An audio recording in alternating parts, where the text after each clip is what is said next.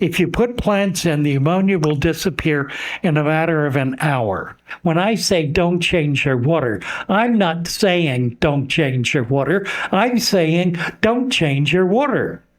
It's important to understand the difference.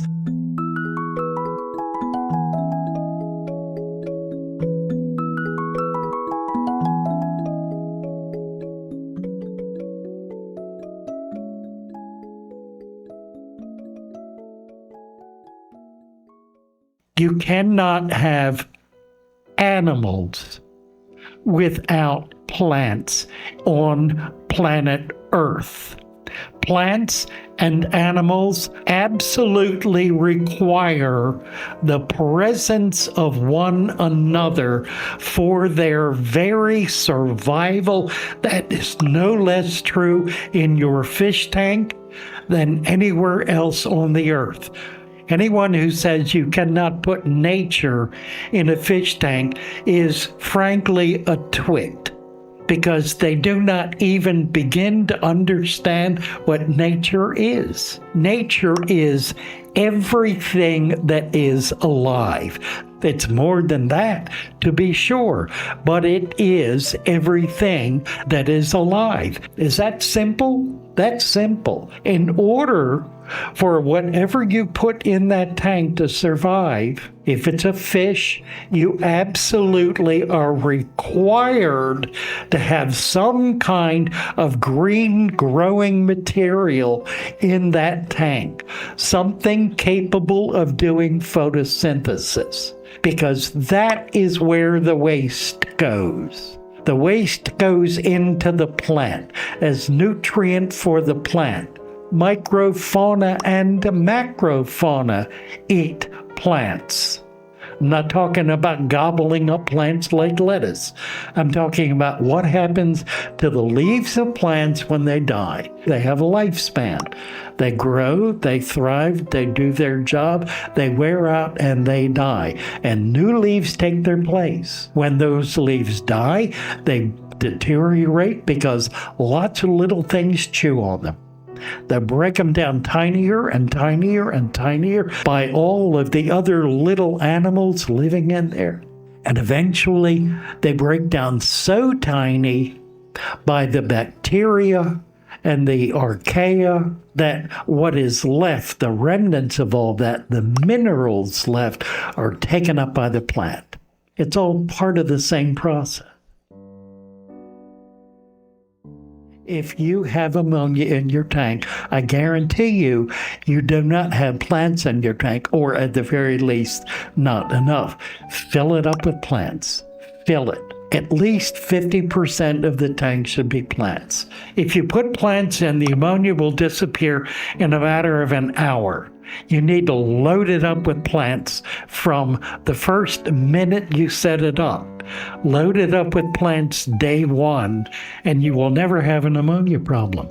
Ammonia is nutrition for plants. It is literally food. It is not something that is toxic or a poison.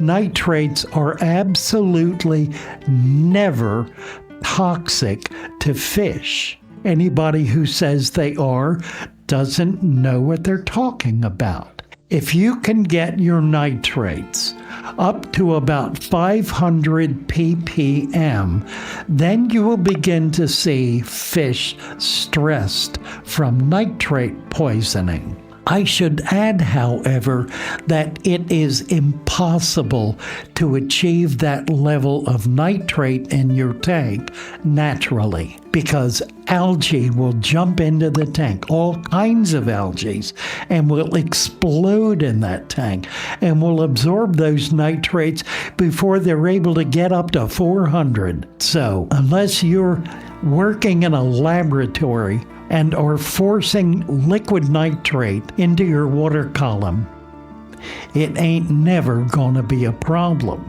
Add plants. Keep adding plants until the plants reach climax proportion. That is, until they are healthy and vibrant and growing very slowly. after having grown very quickly to get to that stage. That will be climax proportion, where they will not stop growing, but grow more slowly because they're maximizing the biological mass in the system. Same with fish. It's like an old growth forest. Your tank can achieve that same condition where it becomes an old growth tank. When I say don't change your water, I'm not saying don't change your water. I'm saying don't change your water. It's important to understand the difference.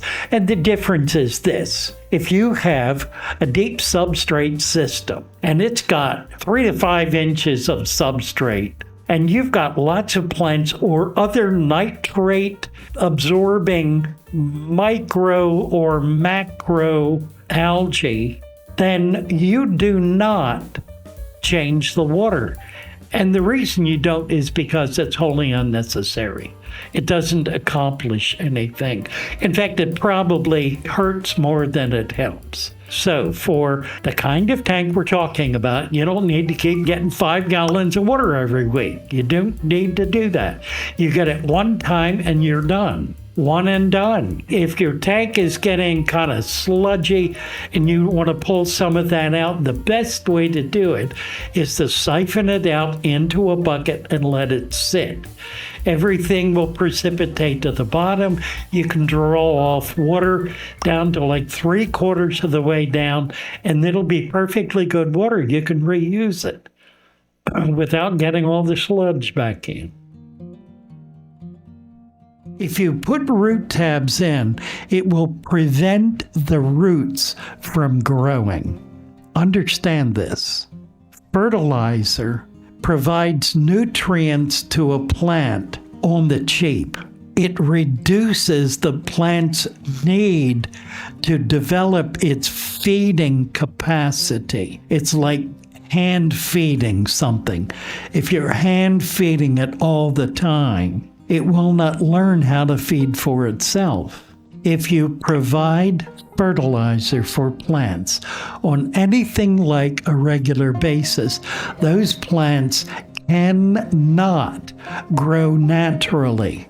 They will not develop the root system that they need to find and take in nutrients. They will not develop the strength of stem that they need to be able to support leaf structure. Everything will go to leaf, basically. You'll get a lot of leaf, you'll get a lot of growth, but you won't get a healthy plant. You'll get essentially, it's not a sick plant. It is a plant with a disability. It's a plant that is incapable of providing for itself and needs you to continue to provide for it. Now, that doesn't happen one time with one feeding. It happens routinely over a period of time. So if you're used to dosing fertilizer on a regular basis, you will not have plants that are able to sustain themselves without that continuous support that you're providing. Root tabs are not your friend. Dirt is your friend. And father fish, the supplements, are your friend. There's no fertilizer in that, or very little if there's any. I try not to put fertilizer in it. I try to put basic minerals in it, like iron and magnesium and potassium, calcium, all of those kinds of things. You want to treat your fish with meds? Go to your medicine cabinet. Get a tube of ointment, antibacterial ointment. Put it on injuries, put it on fungus, put it on bacterial infections, any wound. Put a dab of it on there. Enough of it will stay on to kill the bacteria. It will solve the problem. No sweat, no stress. Doesn't cost you more than 2 cents, a nickel maybe. And what better to get rid of bacteria than a bacterial salve that attaches itself to the animal? Now, it's going to be a profoundly thin layer. If you put a lump on it, it'll fall off, but there will remain a thin layer, a thin coating of that neosporin or whatever it is, and it's going to do its job. If you need to treat it again, treat it again. You probably won't. My experience is you won't. Okay, all right, I'm going to go away now. Love you all. Wonderful to be here. This has been an absolute kick in the head.